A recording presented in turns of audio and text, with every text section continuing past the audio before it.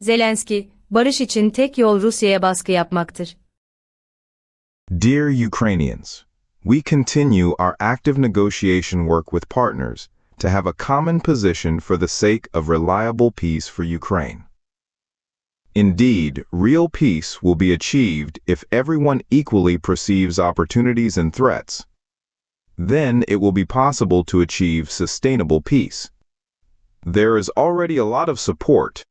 This support is in new conditions when the deadline for Russia to cease fire has been announced. We see that the Russians are not paying attention to this. At least for now, they're not paying attention.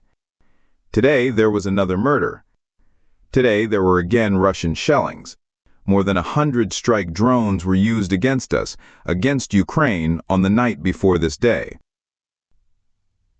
Throughout the day, there were airstrike bombings, intense assaults on the front, and again air raid alerts in our cities, in our communities.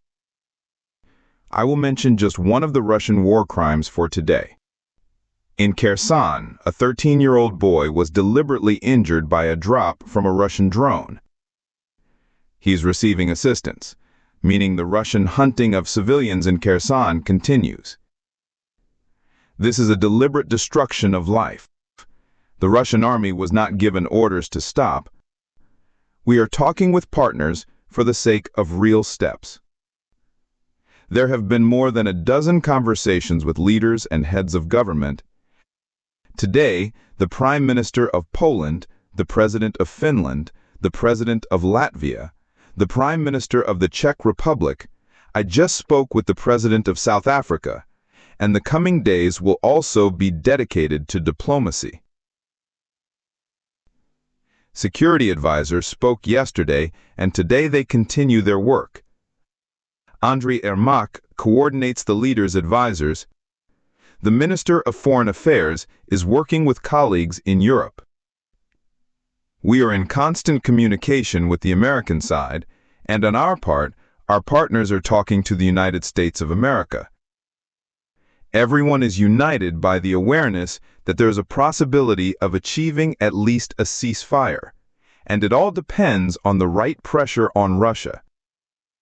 It is there that the decision must be made that this war, which they started, they must also end. Russia does not take into account the loss of life. They block all information about their losses, but they cannot block objective reality. What the Russian economy is experiencing, how Russian enterprises are shutting down, how Russian logistics are suffering losses. Sanctions can work exactly as we need them to. I want to thank everyone in the world today who is helping us to end the war. Today, I also agreed on several of our new sanction packages. Packages for Ukraine and appropriate decisions will be made soon. I held a special meeting with officials and the office team regarding our work in the European direction with partners in the European Union and European countries outside the EU. Several fundamental things. I would like to thank the Prime Minister of Poland. I thank the Prime Minister of the Czech Republic, Fiala. I thank Latvia and all the Baltic states, the countries of Northern Europe. I thank everyone in Europe who supports the necessity for the European Union to be strong, to be honest about its commitments. We need to strengthen our joint defense work. Every joint European defense initiative must work at 100%.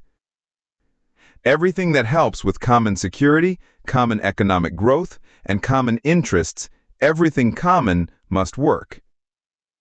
In particular, integration must work. All processes that make Europe more united. We in Ukraine have done a lot to ensure that, in particular, Moldova is alongside us on the European path. We are helping stabilize Moldova so that Russian interference does not succeed.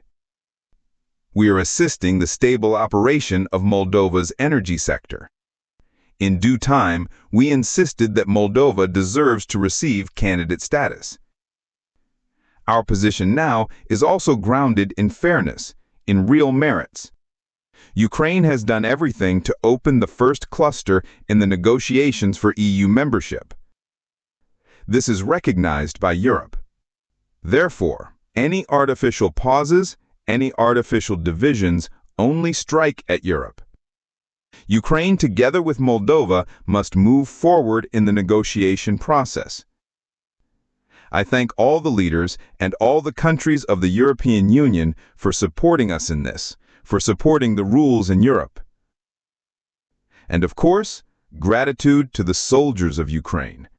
Today is the day of the communication troops of the armed forces of Ukraine, the day of our soldiers who make the army an army. Because without communication, it is simply impossible to act effectively. Thank you to all of you who keep our defense forces connected under any circumstances. We are proud of our people. Thank you to all our friends of Ukraine.